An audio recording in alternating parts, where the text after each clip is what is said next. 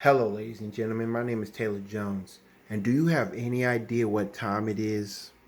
Hey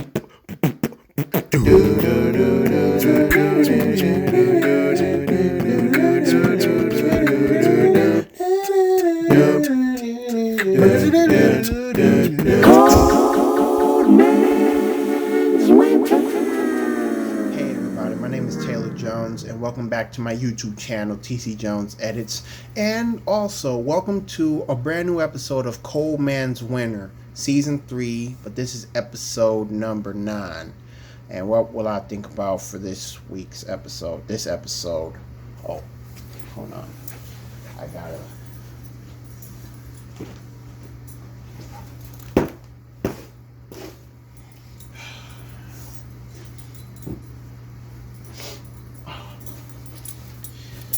Sorry about that. I killed a little roly-poly type insect. So, man, I know it's been a long time since I did a Cold Man's Winter episode, and I really got to catch up because today is Tuesday, March the 1st, 2022. Black History Month is dead and gone. So what better way to start off a brand new episode of Cold Man's Winter than a comeback after being out for a while. And I know it's tough, but sometimes when it comes to work and not getting involved with your YouTube, it's really gonna throw you off balance. So, and speaking of being thrown off balance, here's a brand new topic that I came up with. And okay, I'm fooling myself. Why would I do that? Well, when it comes to living an ordinary life, you got to realize that a lot of people will work against you and turn their backs on you.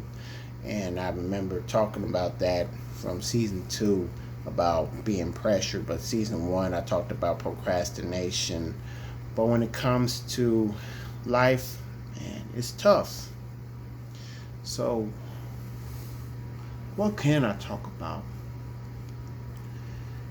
Dang, it's tough to remember what you're about to say at some point, and when it comes to not remembering, it's like, man, you lost your mind. And losing a mind is a tough, controversial thing to deal with. And speaking of controversies, we all know about the war between Russia and Ukraine. All prayers and condolences to all individuals from Ukraine that lost everything because of Putin. And look, it's getting out of hand, and we'll be darned to have a World War III, and I don't want that. But when it comes to wars, it's like, man, it keeps going on and on. And Edwin Starr, a late great Motown legend, made a song called War, asking you a question. What is it good for? Absolutely nothing. Matter of fact, I should talk about war. Yeah, that would be a good one. War.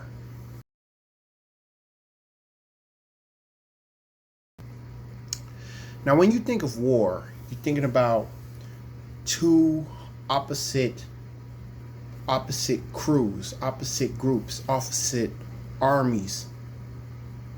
Bloods and Crips, that's opposite gangs, hate for each other. The Crips formed in 69. The Bloods formed in 70. And they were fighting all over black leather jackets, leather coats, man. But unfortunately, it got out of hand. How do I think that? Because later on, like the Crips, they started off walking with canes, like a pimp type thing. They called themselves the Cripples, but then they decided to switch it up to the Crips, like shorten it out to the Crips. But the Bloods, they were tired of the Crips taking over, and then that's when they formed. And remember, they formed 2 years after the Crips were. R.I.P. to Stanley Tukey Williams, you know what I'm saying? One of the founding Crips. But a lot of issues get out of hand. My dad has been in the war because he served in the Vietnam. Thank you for your service, Dad. A lot of folks that went to war, even when I went to school with, even the ones I went to school with, some of them are still fighting overseas. Some of them have been serving their time and now they made it this far. Some of them, they decided to get education. But when it comes to warring against another country, it's like, man, we Americans have been dealing with this situation for the longest time. Ever since we got involved with World War I against the Germans. But then, afterwards, Pearl Harbor of 1941, which cost a lot of American men and women to die at the sea level. We had like a whole lot of wars, but instead, after being defeated by the Japanese, President Truman, with a nickname, give him Hell Harry, he decided it's time to fight fire with fire. And of course, the so-called nuclear bombs, the nuclear revenge of us Americans, avenging for the deceased war veterans that passed away during Pearl Harbor. We blew up like Hiroshima and they surrendered. We were having the time of our lives, but there was more problems to face when it comes to war. The War of Vietnam. And then we went to the Gulf War back in the late 80s, early 90s. And we've been fighting against Iraq and Afghanistan, and until Biden decided to call it off and bring the troops home after fighting against Iraq, Iran, Afghanistan for 20 years. But the war is more than just fighting dressed up in camouflage, traveling around countries. But now we're in a different war zone. I talked about the Bloods and Crips. First you fight over black leather jackets, then you fight over territories and fighting over colors. Red versus blue. Like good versus evil. Heaven versus hell. I mean, it's a war. A lot of people have been warring against each other, killing each other, dissing each other first, like diss tracks. Starting with KRS-One and the Boogie Down Productions against MC Shan from Cold Chillin'. And for what? The Bridge. Talking about Queensbridge. The bridge. The bridge. The bridge. MC Shan started it. But KRS-One ended it with the bridge is over, the bridge is over, bye bye, the bridge is over, the bridge is over, hey, hey. But rap wars, rap beef, it became a war zone for MCs. And of course, when you think of the rap wars, the East Coast versus the West. Tim Dog, R.I.P., he was the one that was tired of the so-called West Coast gimmick taking over the radios and taking over the charts. So he did this as a publicity stunt. Made a song called Screw Compton. Everybody must have known about that. He dissed NWA, but he said this line in the second verse. I crush Ice Cube. I'm cool with Ice-T, but NWA ain't slick to me. Even though Ice Cube left the group in '89. So, is Tim Dog dissing Ice Cube? Because on Step to Me, he said, peace to Ice Cube, peace to Ice-T. But to DJ Quick, man. Tim Dog, he actually started this East Coast, West Coast rap rivalry. And West Coast rappers responded back. Heck, he even performed in the West Coast but nearly got himself killed until Tupac saved him. He even had to warn him. Not to mention, DJ Quick responded with Way Too Funky, especially when he said this to Tim. Now when your records aren't selling, then it's easy to disrespect this. Cause you know when I hit, I didn't miss. Just like that I'm born and raised. You wish you can fade. But when you picked up my album cover, you knew I was paid, Tim. And we ain't going out. And we ain't stuck with that old school tip. Them whack lyrics, they just won't hit. Cause this is 92. And yes, your style is true. And if your records ain't selling, well, punk, I thought you knew that this is straight Bronx killer. Straight Bronx murder. Yeah, your city's a dump. And your style won't bump. And you remember Jack the Ripper? Yeah, you remember that. That's when you know my homie D was finna flatten your cap and you apologized to him. And so you started to think fast and said you're only disincompetent for the money, so he gave you a pass. But you ain't moving... Let me slow down. But you ain't moving jack on these streets. Get off the nuts of my city with them whack beats that ain't funky. DJ Quick, Way Too Funky. The title track of his sophomore LP under the same name. Copyright 1992, Arista and Profile. Man, oh, and rest in peace to Profile Records. I mean, that example. I mean, when you know you made the biggest mistake of your life, a lot of West Coast MCs, they had to respond back to him. DJ Quick was not the only one that responded to Tim Dog. Dr. Dre and Snoop Dogg, they dissed him along with Eazy-E and Uncle Luke from the 2 Live Crew on Dre Day. Play with my bone, would you, Timmy? Seems like you're good at making jokes about your Jimmy, but here's the Jimmy joke about your mother that you may not like. I heard she was a fresco. What? But on the Rizzo, I'm talking about you and me, toe to toe. Tim, M-U-T, your bark was loud, but your bite was ambitious. And the rhymes you were kicking were quite bootylicious. You get wet doggy dog. Oh, is he crazy? With your mama and your daddy hollering, baby. So what that let you know? That if you step to Dre, dude, you're stepping to death row.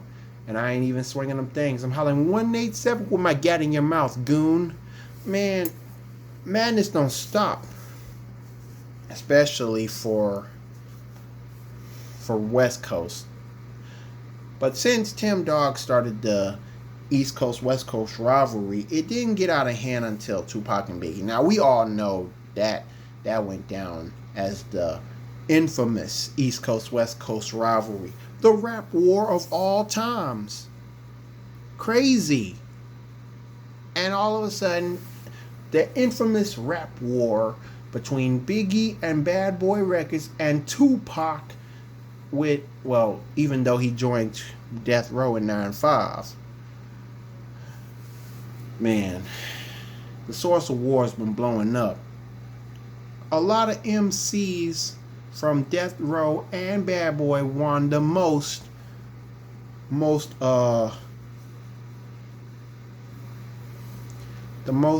awards from the Source Awards of 95. But Outkast won their first award and they got booed. But Andre 3000 didn't let it slide. You can see the South got something to say, and that's all I got to say. You know, Death Row and Bad Boy, man, it was too much. Too much heartaches. Too much hatred.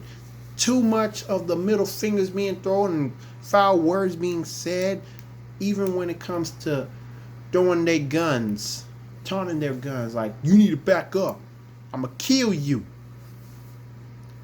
We knew it got too vulgar. Even when it came to squashing it in the last minute, and they never had a chance to. Tupac got killed. And then all of a sudden, 6 months later after that, Biggie got killed. Tupac's murder was a conspiracy theory. But who killed him? Was it really Suge Knight? No. Was it Reggie Wright who wanted to take revenge on Suge? Was it Orlando Anderson, which I believe it was, in retaliation from Suge and Tupac and the Death Row posse jumping him, a Crip, by the way. And Death Row is full of bloods. But they let a couple Crips slide by and rap. Look at what they did to Snoop Dogg. Snoop Dogg was the first Crip rapper to be in Death Row, owned by a Blood.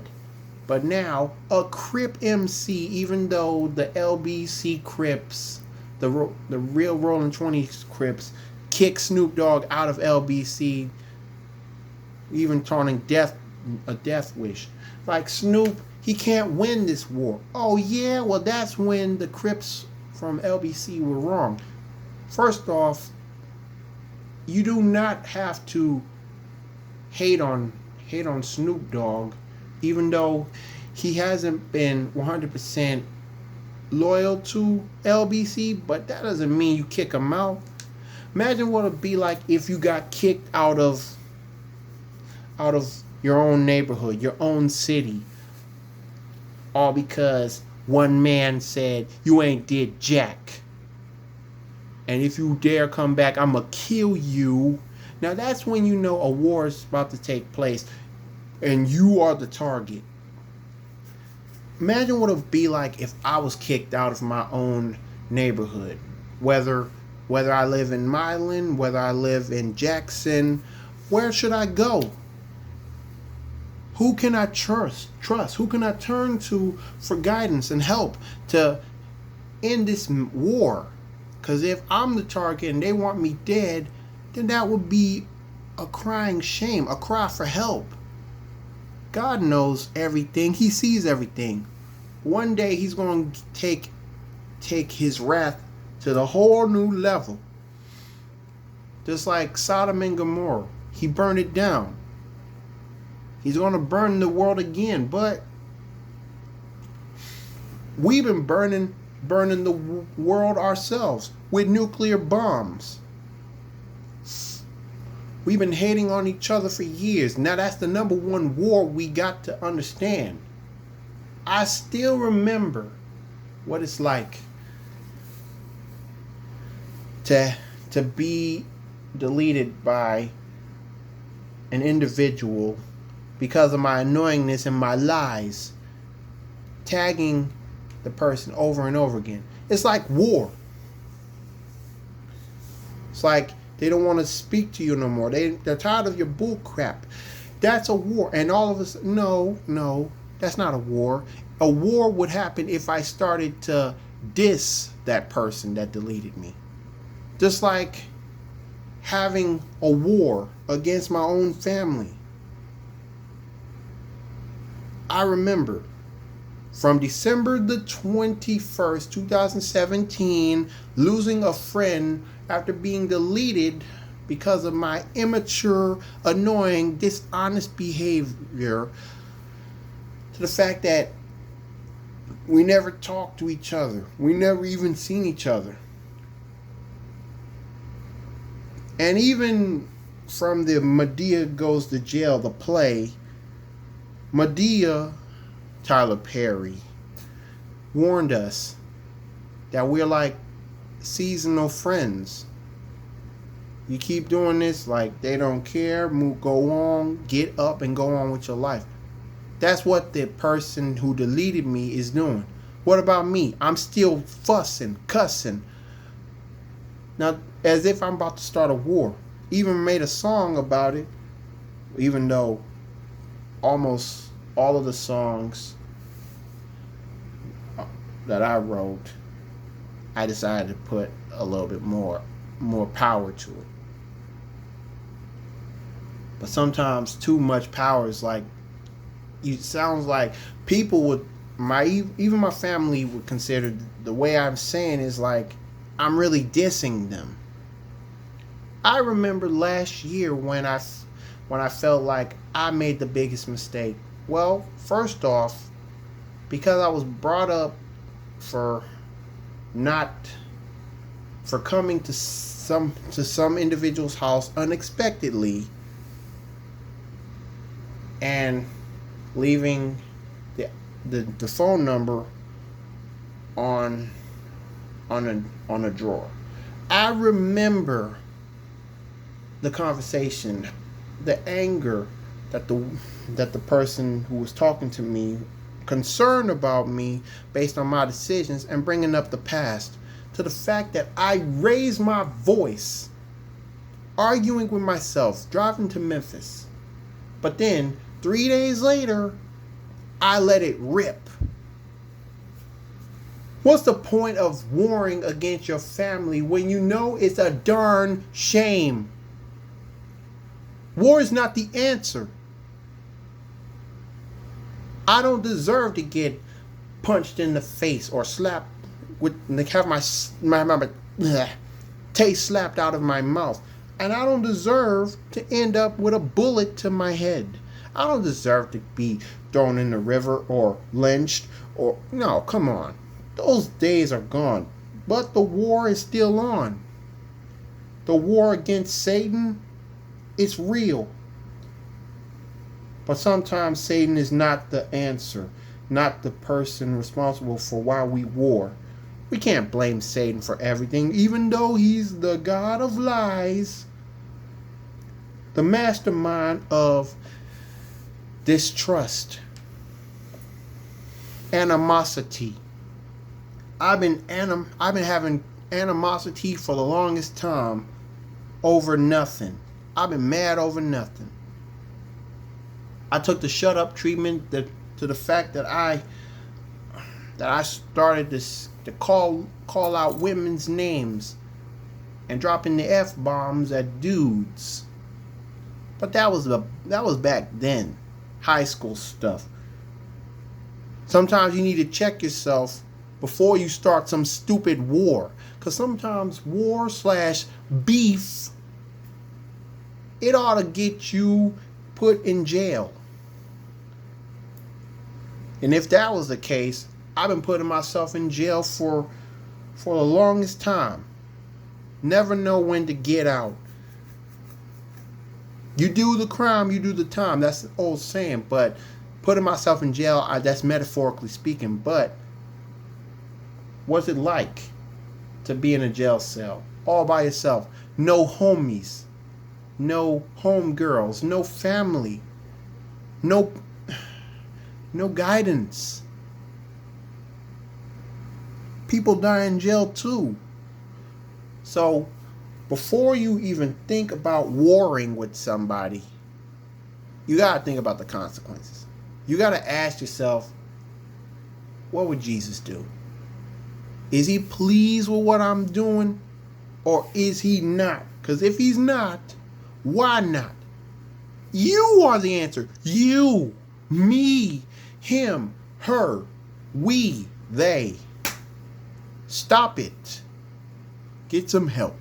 Nah, that's a Michael Jordan reference. Like, I'm not. But for real, I'd rather stop myself from warring against everybody. Because sometimes when you war against everybody, you are warring against yourself. And the more you war, the more you hate. The more you hate, the more guilty you become. And the more guilt, the more depressed. The more depressed, the more ashamed. And worse. What's worse than that? The more ashamed you feel, the more suicidal you become. Enough with the suicide tendencies. And enough warring. Why can't we just get along, as Rodney King would once ask? Oh, if the only way we get along is if we stop beefing with each other. Stop breaking the law. Stop fighting over items. And even when it comes to the government, be aware of who you're dealing with, because crooked cops, no, not all cops are crooked, but they know what they're doing, even though they did it in the wrong way. I mean, it's more than a police thing. It's more than a Bloods and Crips thing. It's more than war. It's the principle of being involved. Because, unfortunately, the worst war we can think of is when we war against God. He can take us out with a snap. He's like Thanos from the Avengers, but more powerful. He's the Holy One. He's the true one. Don't you dare mistake him for granted. Don't put him number 2. Put him number 1. Matthew 6:33. Stop warring against everything. But of course, you can't kill everything. You got to know when to overcome it and let them go. Like, show some mercy. You know what I'm saying? Like, you know what? Even if you say, stupid double crosser, you should have killed me when you had the chance, and they decide to kill you. Imagine if somebody that you know took them out and you didn't want anything to do with this because you're trying to move on. It can happen, but at the same time, it's still wrong. But they trying to back you up, save your life. How will you stop war? How will you stop it? Because I know for a fact that if I had my way, I can't go back in time. I would just say, I'm sorry. Wave my white flag. I surrender. I give up. I'm done. You know what? What are we fighting for? I mean, don't you know how old this is getting? Even if you're tired of being told to shut up too many times, and you do a homicidal, getting a homicidal reaction. Come on now. I refuse to beef with my family, even though I acted like I had some beef. But to war against my family, that's stupid. War against my friends, stupid. War against everybody I work with, go to school with, go to church with, stupid. War is stupid. Peace is forever.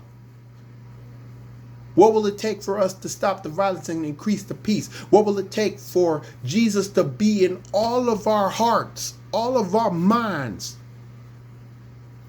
instead of the devil planting toxic seeds in us? Even Tupac tried to warn us, but he can't save us all. Tupac can't, but Jesus can, because power, greed, all that can screw us up, especially when it comes to war. So stop the war. Build up.